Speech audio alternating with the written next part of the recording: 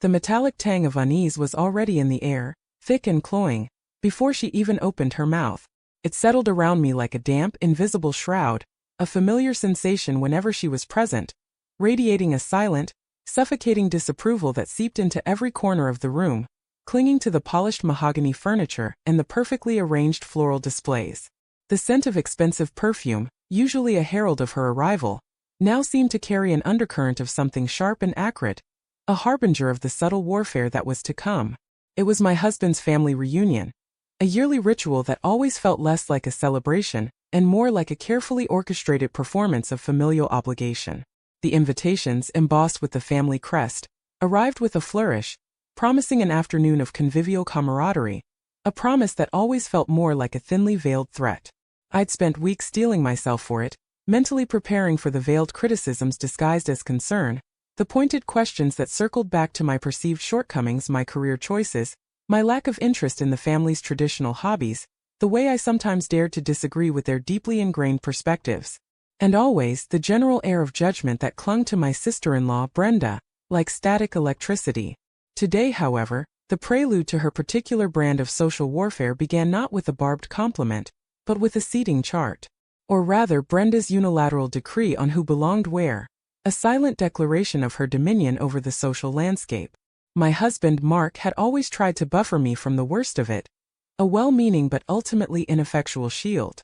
He possessed a natural inclination towards peace, a desire to smooth over ruffled feathers, but he lacked Brenda's sharp edges, her unyielding determination. He loved his family, truly he did, but he'd inherited their subtle ruthlessness, a trait he usually kept well buried beneath layers of geniality and an almost apologetic demeanor. Brenda, on the other hand, wore it like a designer scarf, a stylish accessory that enhanced her every move.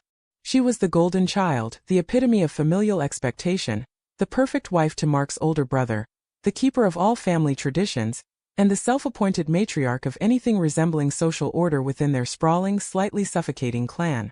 Her pronouncements were delivered with an air of irrefutable authority, as if she were divinely appointed to maintain the delicate balance of their social ecosystem.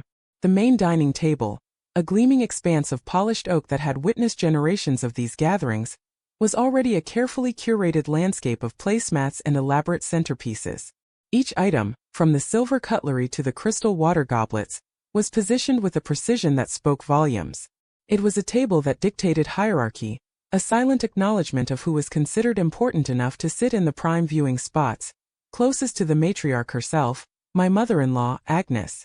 Agnes, a woman whose passive aggression could wilt a lesser soul, usually sat at the head, a position Brenda had been subtly vying for in recent years, her gaze often lingering on the carved oak with an intensity that was almost palpable. The subtle shifts in power dynamics, the unspoken jockeying for proximity to Agnes, were as much a part of the reunion's tradition as the roast beef. I'd found a perfectly acceptable chair, nestled between a kindly aunt whose quiet conversation about her prize-winning roses offered a welcome respite, and a cousin I actually liked, Liam, whose dry wit and shared sense of bemusement provided a small pocket of genuine connection. It was a quiet spot, away from the epicenter of conversation and scrutiny, where I could observe without being the primary object of their collective gaze. It wasn't a power seat, not by any stretch of the imagination, but it was comfortable, a sanctuary of sorts, out of the direct line of fire. I'd just begun to settle in, feeling a small victory of having navigated the initial greetings, the forced smiles, the perfunctory hugs, the casual inquiries that probed for any deviation from their established norms, without too much awkwardness, when Brenda materialized beside me. She stood there, a perfect picture of polite concern, hands clasped demurely in front of her, a little too much sparkle in her eyes, a glint that always seemed to promise impending doom. "Oh no, dear," she said, her voice a saccharine chime that never failed to grate, like fingernails on a chalkboard.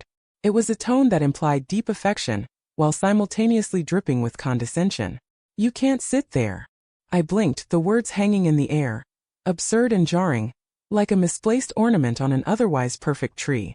The air around us seemed to thicken, the usual hum of pre-meal chatter momentarily muted as if sensing an impending shift. "Why not?" I asked, my voice betraying a sliver of the surprise and confusion I felt, a slight tremor that I immediately wished I could retract. Brenda's smile tightened just a fraction, a barely perceptible adjustment that only those attuned to her subtle cues would notice. But I was all too attuned. "Well," she began, her gaze sweeping across the table, an invisible conductor orchestrating the seating arrangements in her mind. "Agnes likes to have her immediate family close. That's a spot for someone in the inner circle." She gestured vaguely towards the other end of the table, a sweep of her manicured hand that encompassed the prime real estate. "Mark will need you nearer to him, of course. There's a seat by the service entrance. It's perfectly fine." The service entrance. The words echoed in my mind, a stark pronouncement of my perceived status.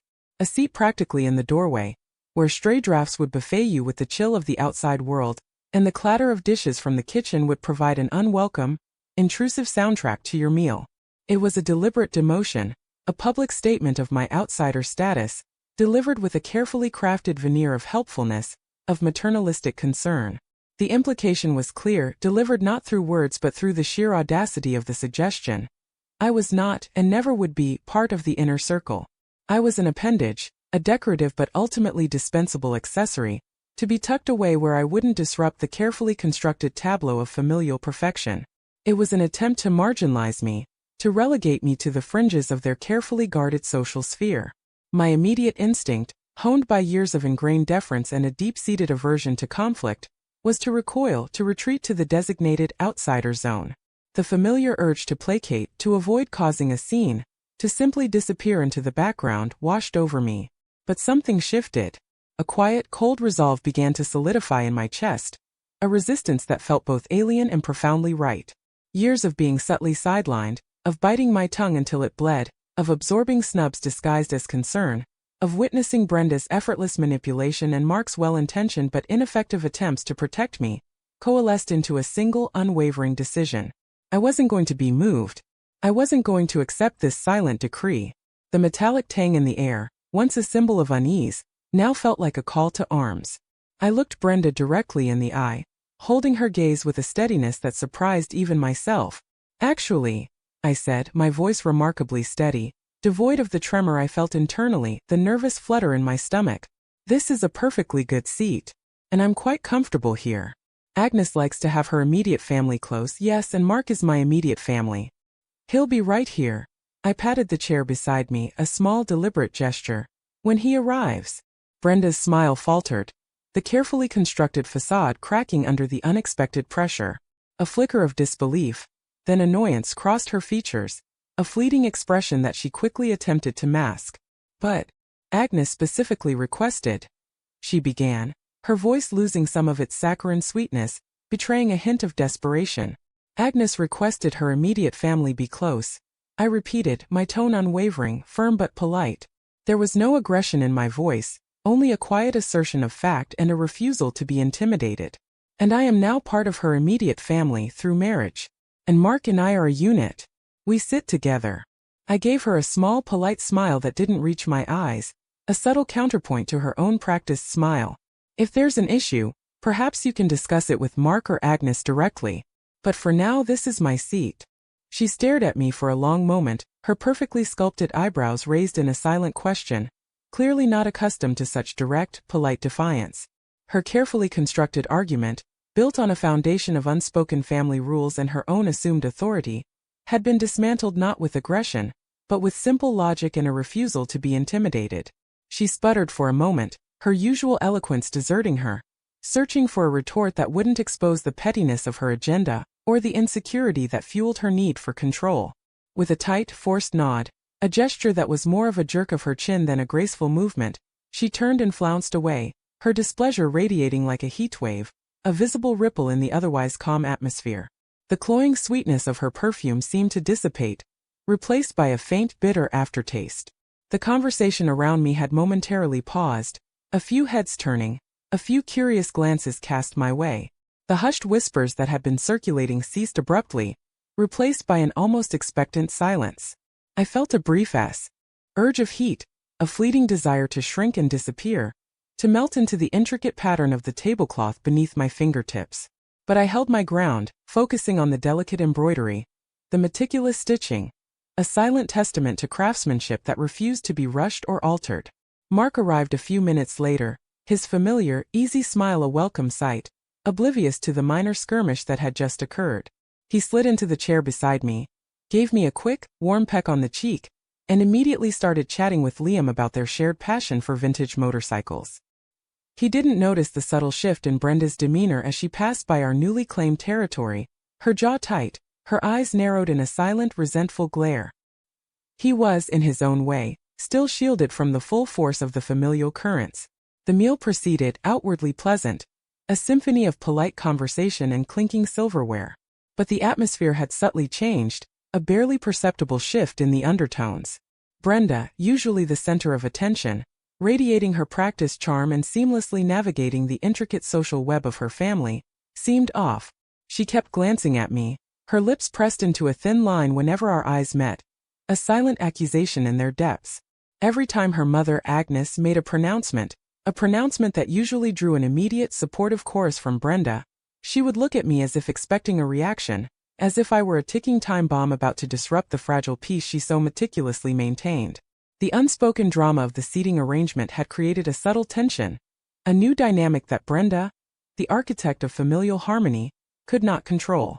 Agnes, bless her manipulative heart, was also clearly aware of the tension, her sharp senses picking up on the discord.